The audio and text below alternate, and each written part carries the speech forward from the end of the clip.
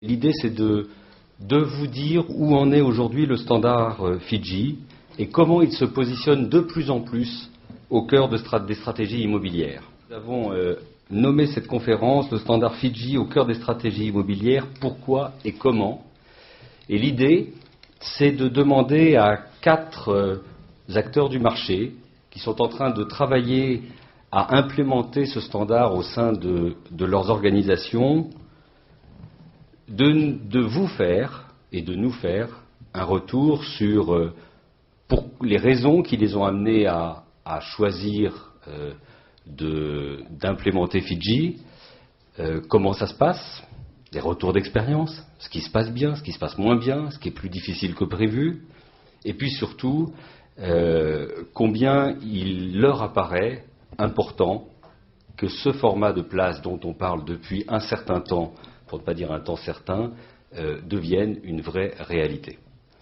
Pour nous parler de Fidji, nous recevons Pascal Ayoul, bonjour, directeur de la gestion locative institutionnelle, Éric Depola, bonjour, responsable du pôle MOA, chef de projet Fidji, et Nicolas Kerr, bonjour, directeur en charge de la gestion des SCPI et OPCI. Le premier avantage de Fidji, c'est qu'on a mieux communiqué entre les acteurs de la place. Une même donnée est interprétée de la même façon, d'un côté comme de l'autre. Désormais, on a 10 fournisseurs de données, un seul format d'échange. Deuxième avantage, évidemment, un gain de temps et une fiabilisation de l'ensemble de nos reportings. On gagne l'équivalent de 5 jours de délai pour établir nos reportings réglementaires à l'attention de nos clients. Fidji facilite la prise de décision dans les opérations de gestion au quotidien. On prend plus de temps pour analyser cette information et moins pour l'intégrer, puisqu'on automatise l'intégration. Fidji évite la ressaisie d'informations et donc nous pouvons utiliser les collaborateurs à des tâches plus valorisantes à forte valeur ajoutée. Moins de saisie, plus de réflexion, plus d'analyse, c'est vraiment l'objectif de Fidji. Je suis tout simplement sidéré que la profession n'ait pas davantage poussé pour en arriver à ce résultat. La direction générale m'a donné une feuille de route qui a été d'industrialiser l'ensemble des échanges et d'optimiser l'informatique immobilier. Il fallait absorber beaucoup d'activités et donc utiliser au maximum les outils industrialisés. C'est des choses absolument évidentes que je rappelle, que nous connaissons tous dans notre métier. Alors ce qu'on attend de Fidji, évidemment, c'est des échanges plus rapides pour gagner en efficacité.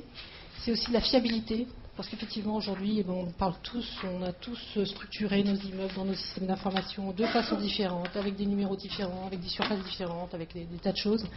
Donc on attend de Fidji effectivement une étape extrêmement importante qui est de fiabiliser et d'échanger des référentiels communs. Voilà notre projet. Il ne s'appelle pas Fidji. Fidji n'est qu'un outil, il s'appelle Phoenix. Et c'est la remise à plat de l'ensemble de notre système informatique. Moi je m'appelle Jacqueline Cézanne, je suis présidente du directoire et je trouve que c'est le projet qui m'a paru le plus important l'année dernière. Et donc sur lequel j'ai considéré que la société devait particulièrement investir, c'était son système d'information. Plusieurs property managers, Postimo, ICAD, GFR, BNP Paribas Real Estate Property Management, Dochez, Sudeco. Donc tous ces gens-là nous envoient des données, des informations, des états pendant qu'ils y sont, et donc nous souhaitions avoir la possibilité d'avoir une façon de les lire et de les comprendre d'une manière globale. Donc on a trouvé une idée qui consistait à avoir un espèce d'adaptateur. Cet adaptateur, c'est une forme de prise universelle qui permet en fait de raccorder n'importe quel property manager à notre système d'information. Ce référentiel, on utilise le langage Fidji pour qu'en termes de contrôle, on ait des données qui soient uniques. Et c'est le moyen qu'on a trouvé, que notre service informatique a trouvé, pour qu'on ait une unicité de données sur l'ensemble de notre référentiel et de nos éléments d'information. Tout ça, ça va basculer dans des cases qui vont être toutes formatées en langage Fidji pour pouvoir donc avoir cette unicité de données et se ressembler, quelle que soit l'origine du property manager et quelle que soit l'origine de l'information. C'était surtout quelque chose qui était fondamental pour notre stratégie et auquel, à titre personnel, je tenais beaucoup. Donc voilà. Là, le schéma qu'a réalisé l'équipe de Jacqueline Fezan est un schéma qui est assez intéressant. Cette notion d'adaptateur et de prise multiple m'a beaucoup plu. On n'avait pas osé pour Fidji utiliser des choses pareilles. Elle a osé. La voie est tracée, les efforts sont faits et l'outil dont elle dispose me paraît être un très bon outil. pas uniquement parce que Fidji est placé au milieu comme référentiel. Mais enfin, l'idée de partir de Fidji était quand même une bonne idée pour pouvoir communiquer un petit peu avec tout le monde. On a structuré Covia Immobilier autour de deux directions, une direction de l'asset management qu'anime Claude Plétinx et une direction du property management et des services supports que j'ai le plaisir d'animer.